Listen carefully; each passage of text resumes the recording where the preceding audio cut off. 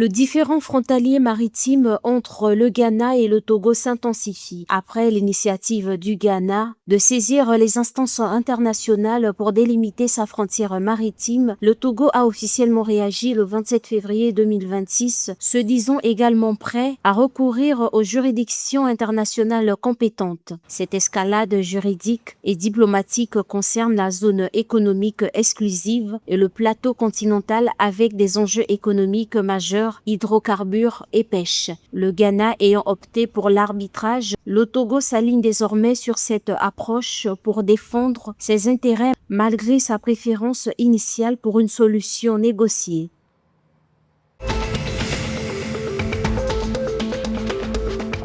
Sous la présidence du docteur Julius Maada Bio, la CEDEAO, préoccupée par l'escalade des hostilités dans le Golfe et s'alignant sur l'Union africaine, avertit que l'intensification militaire causée par les attaques américaines et israéliennes en Iran risque d'aggraver l'instabilité au Moyen-Orient avec de graves répercussions sur la paix, la sécurité internationale et les marchés mondiaux énergie, commerce, chaînes d'approvisionnement alimentaire, notamment en Afrique. Elle exhorte toutes les parties à la retenue maximale au respect de la Charte des Nations Unies, du droit international, souveraineté, intégrité territoriale, règlement pacifique des différends et à la protection des civils et des infrastructures. La CEDEAO appelle à intensifier les efforts diplomatiques pour réduire les tensions et rétablir la stabilité, réaffirmant son attachement au multilatéralisme.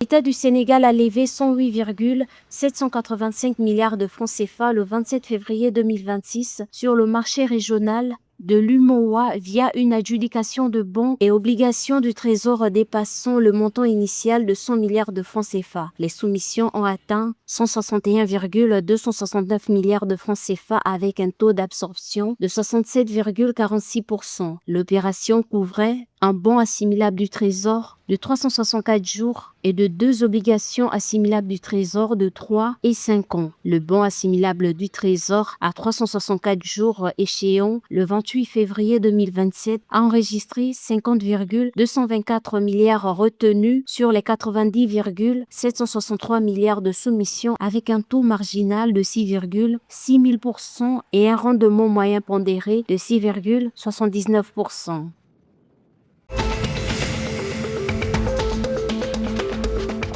Suite à l'escalade militaire impliquant l'Iran, le Ghana a conseillé à ses citoyens de suspendre tout voyage non essentiel au Moyen-Orient. Publié le 28 février 2026, l'avis du ministère des Affaires étrangères fait suite aux attaques conjointes américano-israéliennes contre l'Iran, suivies de représailles iraniennes.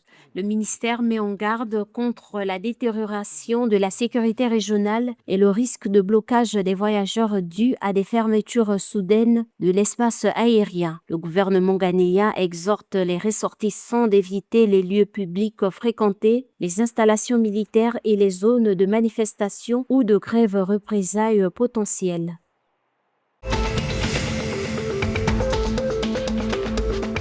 Le Grupo Deportivo da Palmeiras SAL a remporté la Supercoupe du Cap-Vert 2025-2026 en battant le Sport SAL Rei Club de Boa Vista 3-1 le 28 février 2026. La rencontre marquant le début de la saison s'est tenue à Estadio 24 de Julio à Santa Cruz, Santiago Norte. Ce trophée est la deuxième Supercoupe pour Palmeiras, confirmant sa position de leader sur la scène nationale capverdienne.